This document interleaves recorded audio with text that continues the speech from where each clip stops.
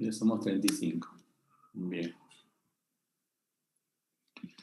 Entonces, hay que tener en cuenta también esa acción mineralocorticoide que tiene el cortisol, ¿ya?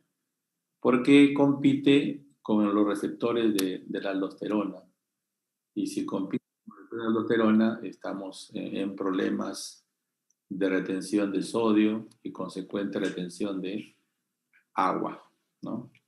El agua sigue al sodio, ¿no? Su carga positiva. Entonces, ahí tenemos sus capas de la, ¿no? de la corteza, una zona glomerular, que es la que fabrica en grandes cantidades el cortisol, ¿no? La zona fascicular, la capa media, más ancha, ¿no? Tiene que ver con corticoides, no sé, uno más.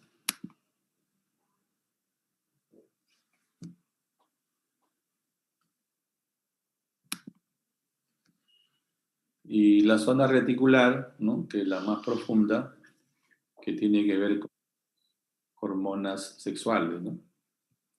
Especialmente el andrógeno. El andrógeno, que se fabrica la mayor cantidad en el testículo, ¿no? 95% de los andrógenos se fabrican en los testículos, ¿no? Entonces, cada vez que uno quiere hacer un bloqueo androgénico, porque sabemos que la próstata es una hormona, es una que responde a los andrógenos, ¿no? Del varón. Entonces, es importante bloquear entonces los andrógenos, ¿no? Bloquearlos en forma completa para que la glándula prostática se atrofie, ¿no? Entonces, a veces ofrecemos la castración, ¿no? La castración del varón como una medida quirúrgica radical y de esa manera bloqueamos los andrógenos. Pero fíjense que esta glándula también fabrica andrógenos.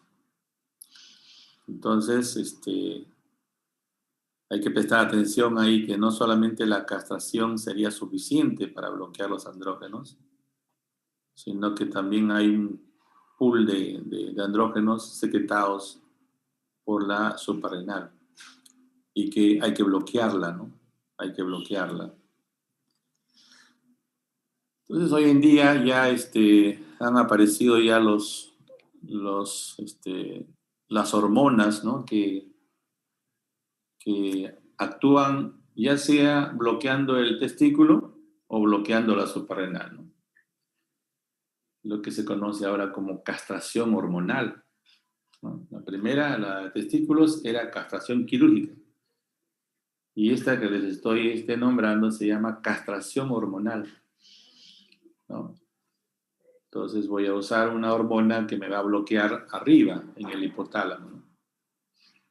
Y si me bloquea el hipotálamo, me va a anular el factor estimulante, ¿no es cierto?, de la hipófisis, y la hipófisis a su vez al testículo, de tal forma que el testículo no recibe el estímulo hipotálamo hipofisiario. Bloqueado. Hasta ahí estamos bien. ¿Qué pasaría con el andrógeno suprarrenal? ¿No? ¿Cumpliría la misma función? Porque estoy bloqueando hipófisis, hipotálamo, hipófisis, testículo nomás, ¿no? Entonces tengo que usar otro medicamento que va a bloquear la suprarrenal, ¿no? La zona reticular. Y entonces son pacientes que tienen un bloqueo central y un bloqueo periférico hormonal. Se conoce ahora como castración hormonal, ya no se estila hacer la castración quirúrgica por los efectos psicológicos que afectan el varón, ¿no? El sacar los testículos ha creado siempre un gran problema, ¿no? Y el varón siempre se ha negado a eso, ¿no? Igual que las mujeres también con la mastectomía, que hoy en día ya se está tratando de conservar la mama, los tratamientos hormonales que hoy ya tenemos en el arsenal terapéutico los oncólogos, ya ofrecemos casi al 80% de pacientes con cáncer de mama el tratamiento hormonal, ¿no? Con respuestas muy similares, por supuesto, en estadios tempranos, ¿no? A lo que usamos quimioterapia, ¿no? Entonces, en ese sentido, ha mejorado muchísimo y seguirá mejorando por la tendencia a la conservación de las mamas en las mujeres, ¿no? Que también trae problemas psicológicos bastante serios, ¿no? La mastectomía. Entonces, hay que recordar entonces que estos productos, ¿no es cierto? La aldosterona, el cortisol, ¿no? Son elementos que los usamos a diario, ¿no? Estamos usándolo a diario, hoy en día ya sintéticos, pero cuando hay una enfermedad, ¿no es cierto?, de la suprarrenal, y se incrementan estas sustancias, vamos a tener efectos en nuestro cuerpo de ellos, ¿no? Entonces, cada vez que veamos un paciente, porque su diagnóstico no es sencillo, ¿no? No es sencillo, ¿no? Conocemos la característica del paciente y su diagnóstico no es fácil, ¿no? Claro que hay un cuerpo muy, muy formado por este tipo de hormonas, ¿no? Que lo describen muy bien los textos, pero el diagnóstico a veces se hace difícil, un poco difícil. Hay que dosar cortisol, conociendo que el cortisol desaparece durante la tarde, durante la noche. En la mañana hay que dosarlo en la mañana, 8 de la mañana, que es el pico más alto de cortisol, para poder determinar la enfermedad. Entonces, cada vez que pensemos en esta enfermedad, habría que repasar qué hacen los corticoides en nuestro cuerpo, qué hacen los minerales corticoides en nuestro cuerpo. Entonces, por el efecto de la aldosterona, vamos a tener un paciente pues, con problemas, ¿no?, de retención de agua, como les dije, ¿no?, sodio, ¿no?, y la liberación del potasio. Estos tres elementos son importantes por la acción, ¿no? Entonces, si retiene agua, retiene sodio, pues es un elemento importante para aumentar la presión hidrostática y con ello un aumento de la presión arterial. Por ese lado, ¿no? Y no olvidemos también que el cortisol, ¿no es cierto?, como coadyuva al efecto de la adrenalina y la noradrenalina en los vasos arteriales, produciendo una vasoconstricción. Entonces, por ahí como que la hipertensión es importante en esta enfermedad. La presión arterial alta va en esta enfermedad por varias acciones. Una, por la retención de sodio, agua, ¿no es cierto? Y otra, porque coadyuva el cortisol a que actúe a nivel de la musculatura lisa a la adrenalina y noradrenalina, que también está aumentada en este tipo de enfermedades. Entonces, es importante recordar que un poquito el conocimiento de la fisiopatología, ¿no es cierto?, que la aldosterona juega un rol muy importante en la presión. A veces, cuando uno pregunta, a veces, si el corazón tiene que ver con la hipertensión arterial, porque mucha gente piensa así, ¿no? Cada vez que hay hipertensión, piensan en el corazón. Y en realidad el corazón no tiene nada que ver con la presión arterial, ¿no es cierto? Entonces, hay ciertas hormonas que sí actúan sobre la presión arterial, como es la aldosterona a nivel renal, ¿no? Con algunos receptores ubicados sí dentro del corazón, ¿no? Para sentir los movimientos de la presión, ¿no? Los descensos. Ahí se detectan los receptores, ¿no? Que van a ser digamos, para determinar los bajones o las elevaciones de la presión, ¿no? De esta manera se activa el mecanismo renina-angiotensina-aldosterona, que es importante para mantener la presión arterial. Cada vez que pensemos en hipertensión, ¿no es cierto? Pensemos en otro lado, no pensemos en el corazón como causa de hipertensión. El cortisol, como les dije, es importantísimo para el estrés, antiestrés, excelente, ¿no? Excelente. Excelente ese movimiento de hormonas que ocurren para poder fortalecer ese momento difícil que nos está pasando, ¿no? Que nos está pasando. Con un movimiento también de adrenalina, ¿no? Que es necesario para poder pasar ese momento, ¿no? Que ocurre frente a agresiones que tenemos en nuestro cuerpo, ¿no? Entonces, hay una persona que tiene su micrófono abierto.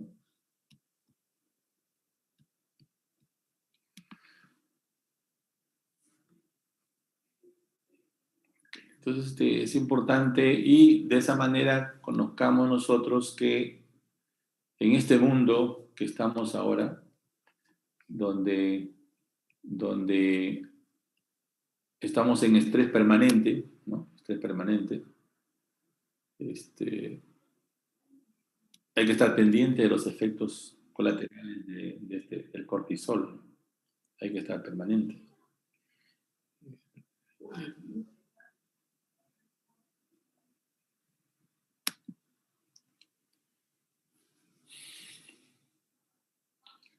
Entonces, en el cortisol, la presencia de cortisol en la sangre es importante. Sus concentraciones en sangre son bajas, no son muy altas, ¿no?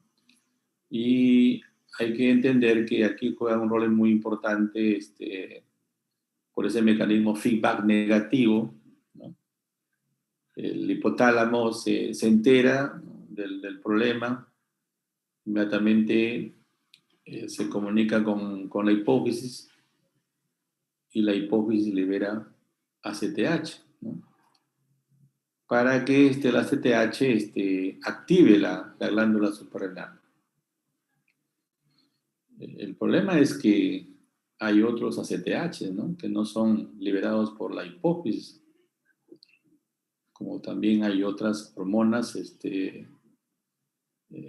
reguladoras de ACTH, y que básicamente vienen de otras enfermedades que no es hipotálamo y no es hipófisis, ¿sí? Entonces ahí pensamos en algunos, por ejemplo, el cáncer de pequeñas células de pulmón, ¿no? Que vimos en el tema anterior. El cáncer de pequeñas células o ATCEL, o células en avena del pulmón, genera con este tipo de síndromes paraneoplásicos, ¿no? Porque liberan ACTH. Y así hay varias enfermedades que no tienen que ver con el hipotálamo ni con la hipófisis. No tiene que ver tampoco con el uso de los corticoides, ¿no? Y se acompañan de hipercorticismo. Se acompañan de hipercorticismo y con este síndrome paraneoplásico cushingoide, ¿no? Entonces hay que no solamente pensar en este eje hipotálamo hipofisiario suprarrenal, sino también pensar que hay fabricación de moléculas muy similares, ¿no? Idénticas a la CTH, idénticas a la hormona reguladora, ¿no? De ACTH. Entonces, es importante reconocer que también hay otras enfermedades que podrían generar este síndrome de Cush, ¿no? Bien, entonces, como le dije, el cortisol tiene pues, un ritmo circadiano, ¿no? Tiene un ritmo circadiano. Recuerden que tiene un pico, como le dije, pues en las mañanas, ¿no? Entonces es importante entender su ritmo circadiano, ¿no? Y como funciones que hay que tener en cuenta del cortisol es la gluconeogénesis, ¿no? Que forma azúcar a partir de proteínas y grasas, ¿no?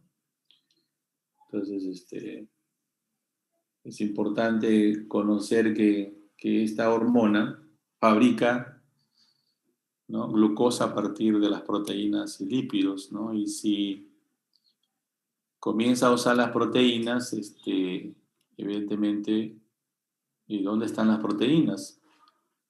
¿No? ¿Alguien sabe dónde están las proteínas guardadas?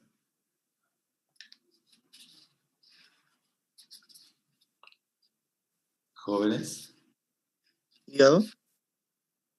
¿dónde estarían las proteínas? El hígado las fabrica, pero ¿dónde las guarda? ¿Dónde las almacena?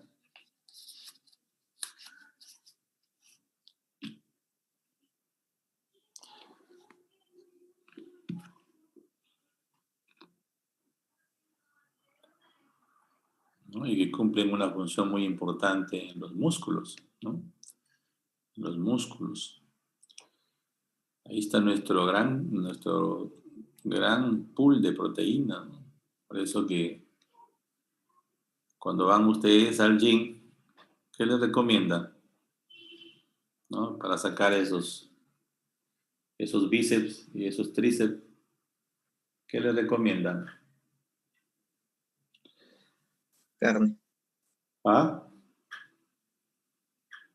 Una dieta rica en proteínas y anabólicos, ¿no? Anabólicos, los anabólicos eh, guardan las proteínas más en los músculos, ¿no? Entonces, los músculos se convierten en el pool más grande de proteínas. Y si el cortisol hace glucosa a partir de proteínas, comienza a demoler las proteínas de los músculos, ¿no? Y entonces, si los músculos están básicamente más robustecidos, porque son las palancas de nuestros brazos y nuestras piernas, ¿no? Ahí están los músculos, ¿no? Se hipertrofian cuando empezamos a levantar pesas, tanto con los brazos y con los pies, ¿no? Los pesos. Entonces, se hipertrofian esos músculos, proteínas. Entonces, como efecto de ese mecanismo de gluconeogénesis a partir de proteínas, entonces las proteínas de los músculos comienzan a desaparecer. Es por eso que fíjense en la imagen del paciente con síndrome de Cushing, tiene sus piernas flacas y sus brazos flacos, ¿no? O sea, como que los músculos han desaparecido, ¿no? Y entonces, un gran problema de un paciente con Cushing es la debilidad. Son pacientes muy débiles, no tienen esa fuerza, esa palanca necesaria, porque los músculos han sido, ¿no? Sus proteínas han sido destruidas para convertirse en azúcar. Entonces, es un poquito la explicación por qué en ese personaje, ¿no?, de Cushing, ¿no?, tiene una obesidad centrípeta y con las extremidades totalmente eh, disminuidas, ¿no? Disminuidas, porque las proteínas han sido utilizadas para eso, ¿no? Y eso también explica, ¿no es cierto?, que tengamos una hipercolesterolemia, ¿no? Porque los lípidos también son vaciados, ¿no? Degradados a glucosa. Y en esa degradación encontramos que hay gran cantidad de lípidos en la sangre, sobre todo colesterol. Entonces también cursa con hipercolesterolemia, ¿no?, este síndrome. Entonces, en ese sentido, la gluconeogénesis genera una serie de problemas, ¿no es cierto?, en este tipo de redistribución de las proteínas y de las grasas. Por otro lado, también actúa sobre el sistema inmune, ¿no? Con un efecto antiinflamatorio muy importante, y ese es el uso que le damos a los corticoides, ¿no? Para cualquier golpe, contusión, traumatismo, ¿no?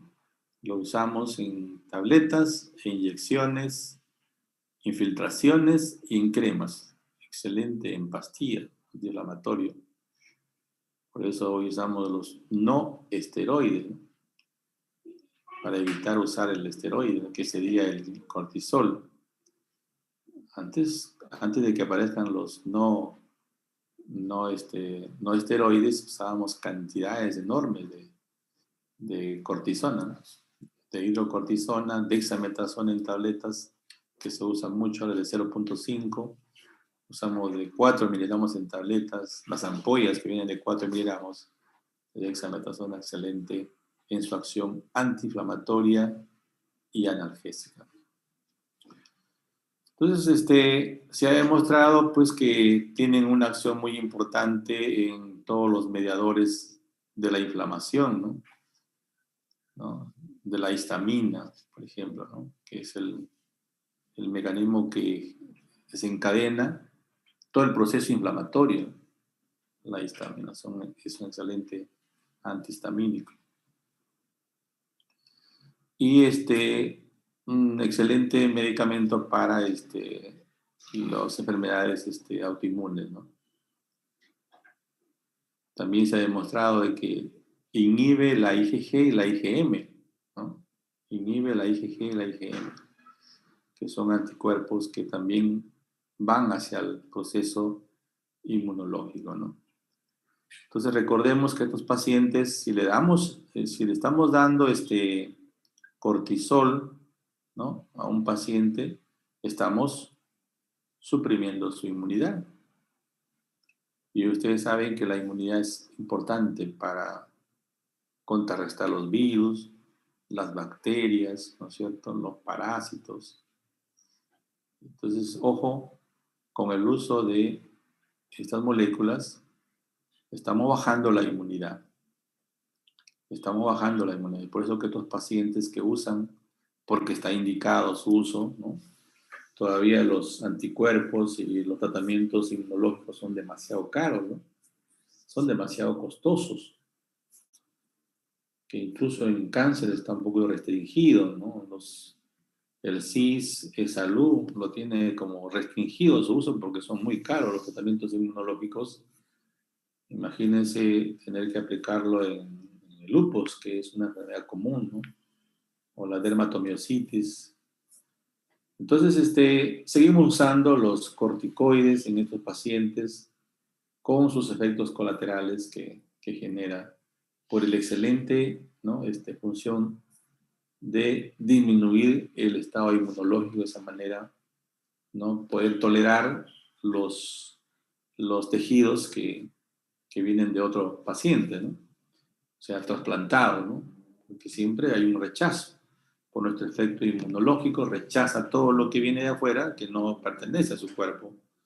Entonces, si yo bloqueo ese efecto inmunológico, entonces va a aceptar el trasplante, ¿no? Entonces es importante hoy en día que estamos en la era de los trasplantes, el uso de los corticoides en este tratamiento.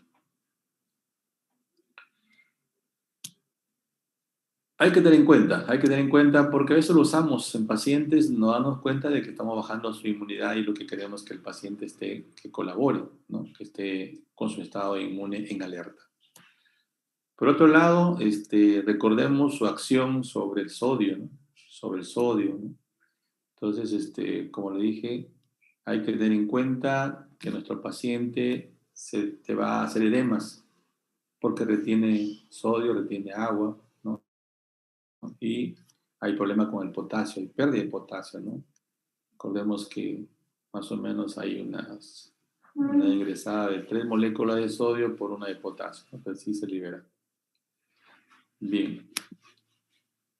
Entonces, ¿qué pasa cuando no hay corticoide? También no hay el efecto de el efecto contrario, ¿no? No hay cortisol, ¿no? Entonces, no se fabrica cortisol, ¿no? Y ahí hay que darle, en primer lugar, a la enfermedad autoinmune, ¿no? Que atrofia la corteza suprarrenal, la atrofia, la desaparece, ¿no? En nuestro medio hay que tener en cuenta con la tuberculosis, que también afecta la corteza suprarrenal, ¿no? La TBC, nuestro medio. O sea, los fenómenos infecciosos que generan también este tipo de cuadro, ¿no? Es un cuadro básicamente donde no desaparece el cortisol.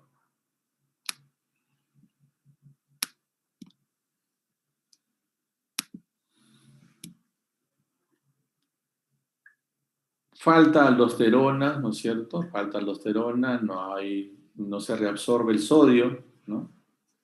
Entonces, en consecuencia, vamos a tener una pérdida de agua, ¿no? Pérdida de cantidad de agua.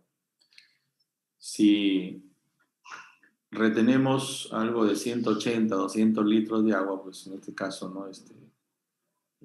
Se pierde mucha agua, ¿no? O sea, se filtran algo de 180, 200 y se retiene solamente 1 litro, 2 litros, ¿no? Algo así. Entonces, el volumen plasmático disminuye, ¿no? Y al disminuir el volumen plasmático, ojo, baja la presión arterial. Entonces, por eso, hipotensión arterial.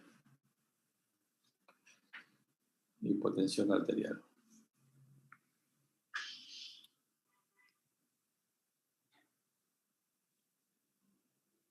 Aparece acidosis leve también por la hiponatremia, ¿no? Por la hiponatremia.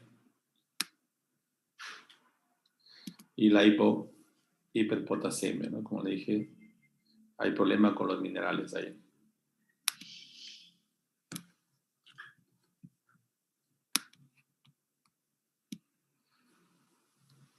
El paciente no puede mantener una glucemia normal, ¿no? Porque ya dijimos que genera un movimiento del azúcar en la sangre y la falta del cortisol, como que el azúcar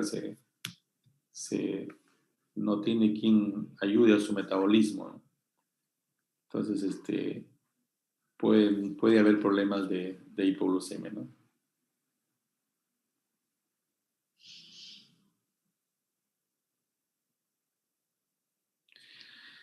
La falta de cortisol, ¿no es cierto?, hace que las proteínas no vayan a su lugar, ¿no? A su lugar como es los músculos. Ahí es su lugar de depósito. Entonces, el paciente igual tiene debilidad muscular, ¿no? Igual que el Cushing. No están en su lugar, en su depósito, y sabemos que las proteínas forman parte de los músculos. Entonces también tenemos una gran debilidad, igual que el Cushing. Y algo que caracteriza al Addison es la piel de estos pacientes, ¿no? La melanina no se deposita de forma homogénea en la piel y aparecen estas manchas, ¿no? Manchas blancas, ya sea en la piel como las mucosas.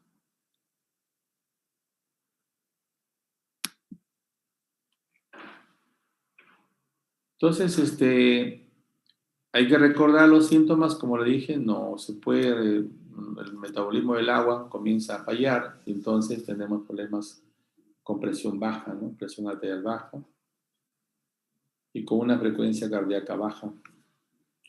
Hay diarreas crónicas, ¿no? Por ahí se pierde gran cantidad de agua, ¿no? Sodio y agua. Hay náuseas, hay vómitos, ¿no? Y hay pérdida de peso. El paciente con Addison pierde peso. Y como hay problemas con la melanina, su oscurecimiento de la piel, ¿no? Sobre todo en los pliegues, ¿no? En los pliegues. Ahí podemos ver una hiperpigmentación en la zona de los pliegues. Hay problema con la fabricación de la hemoglobina, ¿no? Por eso que hay palidez, ¿no? Hay anemia. Su debilidad es extrema, ¿no? Son pacientes que tienen un movimiento muy lento, muy pausado. Hay lesiones en la boca, ¿no?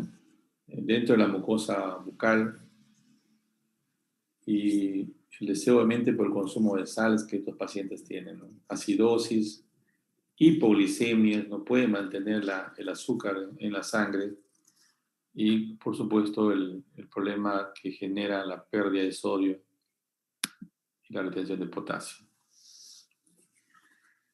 Entonces, como le dije, lo importante para el diagnóstico de estas enfermedades, tanto el Cushing como el Addison, que es, ¿no?, la falta de cortisol, falta de aldosterona, es complicado, ¿no? Entonces, básicamente hay que recurrir al laboratorio, ¿no? Hay que recurrir a las pruebas de laboratorio, algunas pruebas de imágenes, ¿no? Como la tomografía o la resonancia abdominal, para poder visualizar la glándula suprarrenal, ¿no? O las tomografías a nivel y resonancia cerebral para poder determinar la hipófisis, ¿no? Que es quizá la glándula más afectada en el tipo de síndrome de Cushing, enfermedad de Cushing o Addison. Y la suprarrenal, que es más frecuente por enfermedades autoinmunes, porque se reduce la capa cortical, ¿no es cierto?, en la imagen tomográfica. Entonces, las imágenes es muy importante, ¿no? Y en sangre determinar el colesterol, en la orina, ¿no?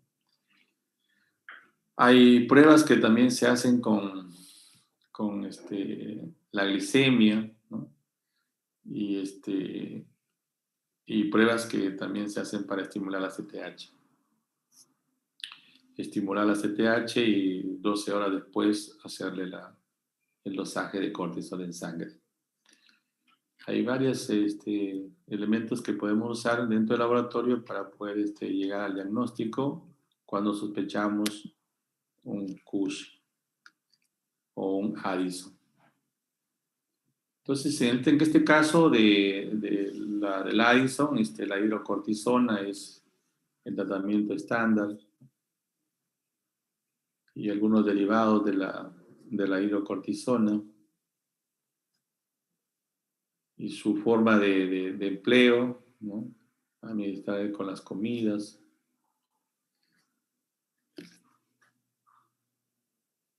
Considerando el uso más o menos circadiano, ¿no? Que es en la mañana y en la tarde.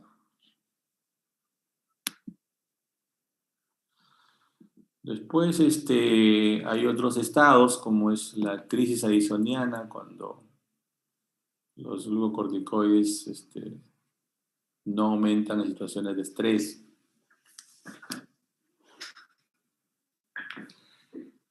Probablemente lleguen a veces hasta a la muerte, ¿no? Mueren pacientes con crisis addisoniana, ¿no? Se publican algunos casos de personas que no reaccionan, y pues el hurto de un celular o de una cartera a veces puede generar una crisis addisoniana con la consiguiente muerte instantánea de la persona. Entonces, es el mecanismo que tenemos inmediato, ¿no? Genera la noxa, la agresión, inmediatamente reaccionamos, ¿no? Y esa sensación que tenemos en nuestro cuerpo de frío, porque se inyecta el cortisol dentro de nuestro cuerpo, y eso lo pueden experimentar cuando les pongan dexametasona endovenoso. Se siente como una especie de cosquilleo dentro de nuestro cuerpo, y es el frío que uno siente cuando tiene un estrés, ¿no? Así un estrés agudo, una reacción inmediatamente frente a una noxa que nos afecta, y sentimos ese vacío, ese cosquilleo en nuestro cuerpo por la acción del cortisol. Entonces, cuando hay traumatismos, accidentes, ¿no? Se presenta esto.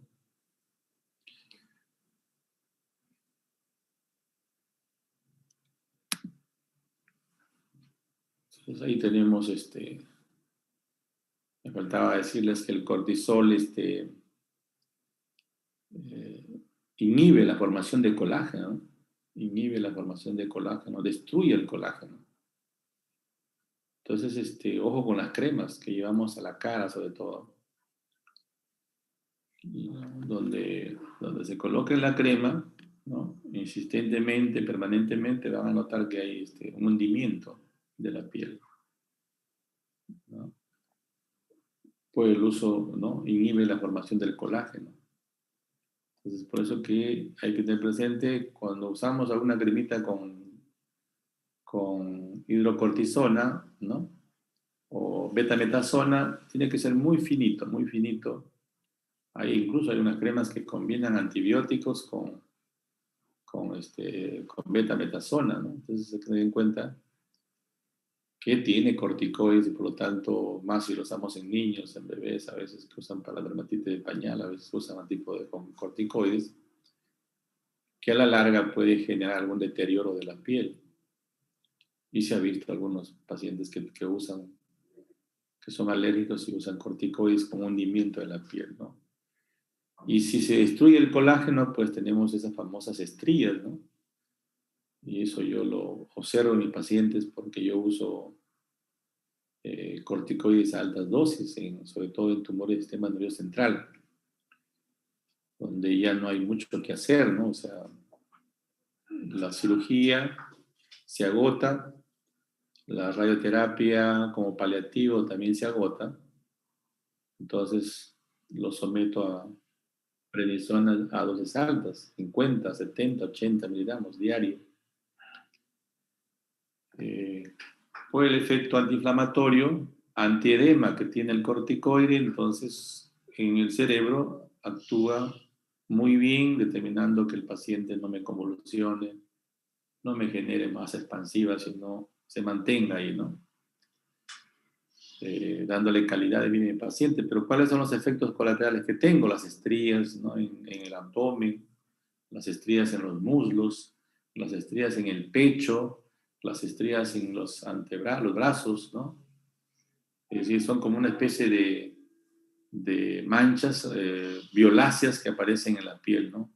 Que es lo que nos demuestra ahí la figura, ¿no? Miren esas extremidades completamente emaciadas, ¿no? No hay músculos prácticamente, ¿no? Y una obesidad centrípeta, ¿no? Y una distribución de las grasas entre las dos escápulas, ¿no? Entre las dos escápulas, ¿no? Ahí se acumula la grasa generando una jiba, ¿no? Entonces, es un personaje muy, muy, muy característico esta fase de Cushing, ¿no? Y la fase rubicunda, en luna llena, que a veces cuando pasamos visita a nuestros pacientes, ¿no? Automáticamente nos damos cuenta de un Cushing, ya sea iatrogénico o un Cushing primario, ¿no? Por su características. Entonces, la piel sufre problemas, como le dije, por el problema del colágeno. El cabello es quebradizo, fino, ¿no es cierto? Se cae el cabello con facilidad. Todo lo que nos afecta es la presencia, ¿no? Como que también hay osteoporosis, fracturas del uso de corticoides. Por eso es importante que conozcan que cuando hacemos dexametasona, pensemos en la osteoporosis que generamos en nuestro paciente, ¿no? Porque está demostrado que, que el colesterol, ¿no es cierto?, disminuye la absorción del calcio en el intestino. Y si disminuye la formación del calcio, la absorción del calcio en el intestino, pues no hay calcio para formar hueso, ¿no? Entonces, fíjense todo el daño que generamos osteoporosis. Y la osteoporosis puede generarnos dolor, un dolor de huesos y, y fracturas óseas, ¿no? Debilitamiento de los huesos. Entonces hay que tener en cuenta esto también, la osteoporosis en los pacientes con síndrome de Cushing.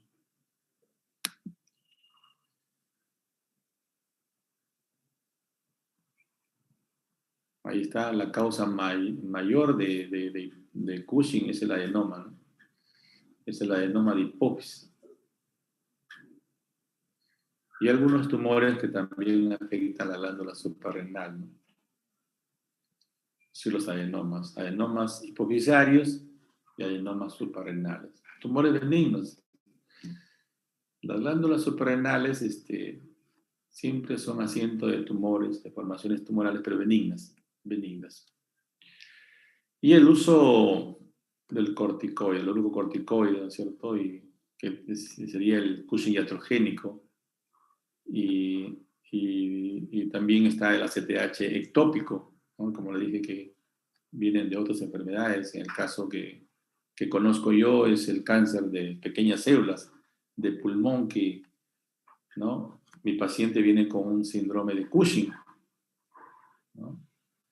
Y entonces los estudios de diagnóstico del Cushing inmediatamente nos viene que hay un problema en el pulmón también, ¿no? Porque son tomografías completas: cráneo, tórax, abdomen y pelvis. Es la manera como estudiamos a nuestro paciente frente a un Cushing, en imágenes, ¿no? Porque hay que ver, conociendo esto, de dónde viene ese CTH. ¿Vendrá de un origen hipotalámico, hipofisario? Y para eso tenemos que pedir una de cráneo. O vendrá de una ectópico, que generalmente es pulmonar, ¿no? Porque también hay problemas bronquiales que generan ACTH ectópico, ¿no? Entonces, y pedimos una tomografía también de abdomen y pelvis para ver cómo están las suprarrenales, ¿no? Es una enfermedad, pues, que es, como le dije, todas las enfermedades endocrinas son de la mujer, ¿no? Es rara en el varón.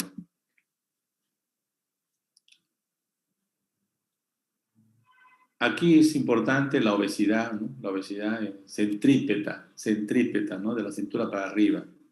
De la cintura para arriba, brazos y piernas delgados, como le dije, su cara redonda, rubicunda, en luna llena, ¿no?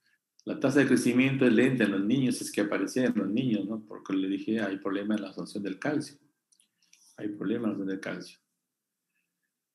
En el sistema nervioso central, algo que también me olvidaba decirles en el Cushing es el problema de la ansiedad y la depresión. Los pacientes cursan con depresión, parece que tuvieran algo que ver con la serotonina. Parece que tuvieran algo que ver con la serotonina.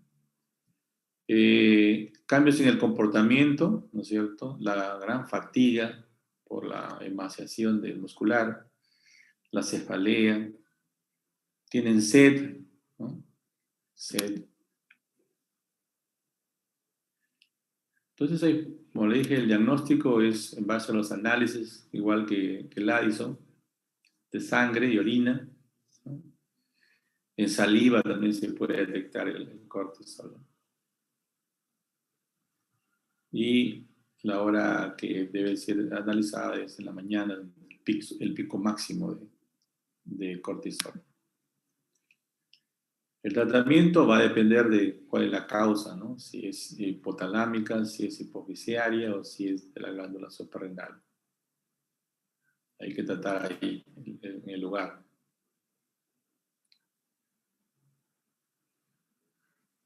Si es por el uso de corticoides, tenemos que suspender, ¿no? Suspender inmediatamente y tratar de usar algún tipo de otro medicamento que bloquee la inmunidad. Usamos la ciclosporina o la ciclofosfamida en el caso de las enfermedades autoinmunes, artritis reumatoidea, LES, fibromiositis, dermatomiositis. Usamos este tipo de medicamentos que reemplaza. Y si es adenoma, pues hay que hacerlo quirúrgico, hay que sacar el adenoma y muerto el perro, muerto la rabia, ¿no? Entonces, procedimientos quirúrgicos ahí. Si el adenoma es el causante de todo eso. Bien, entonces eso es lo que les traía un poco en el tema de hipercorticismo o hipocorticismo, que hay que recordar en este tipo de enfermedades, ¿no? Esto ya es más problemas de emergencia.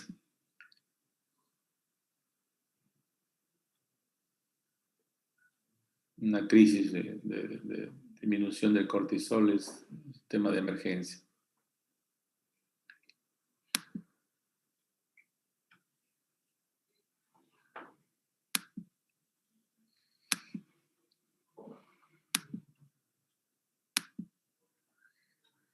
Bien, chicos, ¿alguna pregunta que tengan sobre el tema? Si algo me he olvidado, ¿hay preguntas?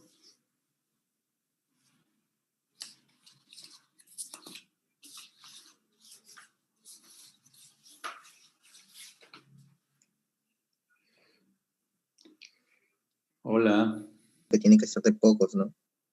así es, ¿no? Nunca suspendan así de golpe, ¿no?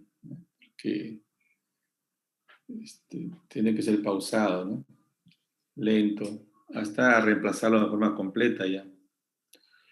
El- el- la dexametasona o la hidrocortisona que usamos, ¿no?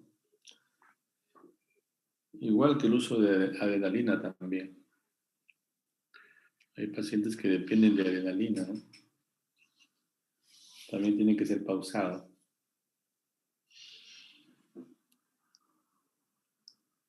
Ujú. Hay que tener presente nomás el uso de esto que lo usamos a diario, los corticoides. ¿Quién no ha usado un corticoide, no? Pero si lo usamos en forma crónica, ya tenemos problemas. Tenemos problemas.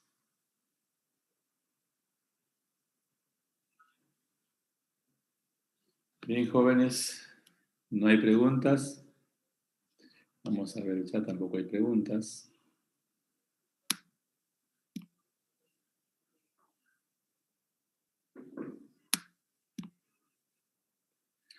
Nos estamos viendo mañana. Tenemos examen endocrinológico, ¿no? Y luego paciente con amenorrea.